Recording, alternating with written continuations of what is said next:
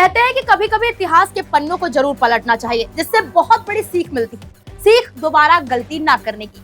America को इतिहास के पन्ने जरूर पलटना चाहिए, क्योंकि अमेरिका कनाडा का समर्थन कर रहा है और भारत पर उंगली दिखा रहा है। दरअसल कनाडा और भारत के बीच तनाव चरम पर है। वजह खालिस्तानी आतंकी हरदीप सिंह निज्जर की हत्या।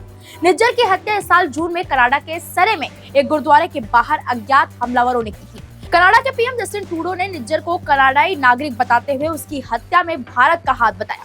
चौंकाने वाली बात तो यह है कि ट्रूडो जिन कथित सबूतों के आधार पर भारत पर यह आरोप मढ़ रहे हैं, वो उन्हें अमेरिकी खुफिया एजेंसी द्वारा उपलब्ध कराए गए।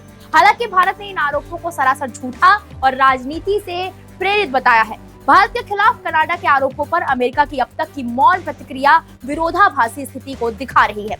अमेरिका ने कनाडा के आरोपों पर भारी चिंता जताई है और पूरी जांच सुनिश्चित करने की बात कही है। जहां अमेरिका एक और कनाडा को आतंकी निज्जर की हत्या के इनपुट मुहैया करा रहा है, वहीं अमेरिकी सुरक्षा एजेंसियां खुद दूसरे देशों में जाकर ऑपरेशंस को अंजाम देती रही है। आइए ग्राफिक्स के माध्यम से अमेरिका के इतिहास के पन्ने पलटते हैं।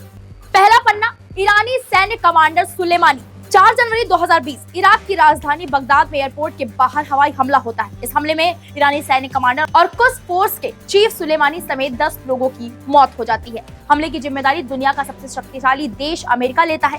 अमेरिका ने कुछ फोर्स को 2007 में आतंकवादी घोषित किया था।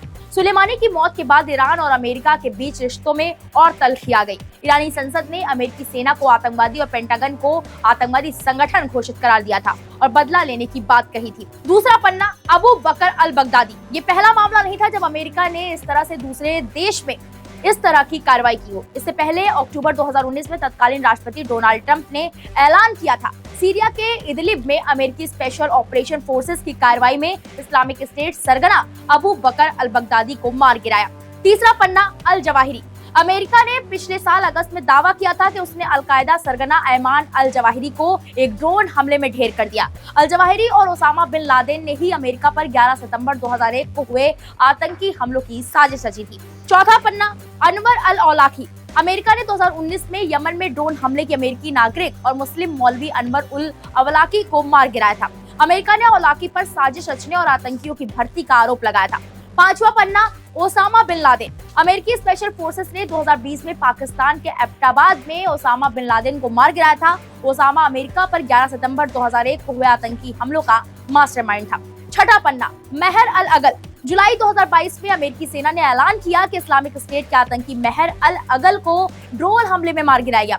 अमेरिका का आरोप था कि अगल इराक और सीरिया के बाहर ISIS नेटवर्क बनाने के लिए काम करता था। सातवां पन्ना, Hamza bin Laden. Osama bin Laden के बेटे हमजा बिन लादेन को अमेरिका सेना ने सितंबर 2019 में आतंकवाद विरोधी अभियान में अफगानिस्तान पाकिस्तान सीमा के पास मार गिराया था। लेकिन समस्या क्या है जानते हैं आप? अमेरिका अपने ऑपरेशंस को दूसरे देशों से अलग बताता है। अमेरिका के अलावा रूस, उत्तर कोरिया, ईरान और इजराइल की एजेंसियों पर दूसरे देश में टारगेट किलिंग के आरोप लगते रहे। हालांकि अमेरिका लंबे वक्त से तर्क देता रहा है उसके ऑपरेशन रूस जैसे देशों की कार्रवाई से बहुत कम समानता रखते हैं। अमेरिका का दावा है कि उसके ऑपरेशन में तमाम कानूनी समीक्षा और खतरे का आकलन लिया जाता है। साथ ही जब संदिग्ध को पकड़ना या गिरफ्तार करना संभव नहीं रहता, तब ऐसे ऑपरेशंस को अंजाम दिया जाता है। पूरे मामले पर आपकी क्या राय है, हमें कमेंट बॉक्स में जाकर जरूर बताएं। वीके न्यूज, राष्ट्र के नाम।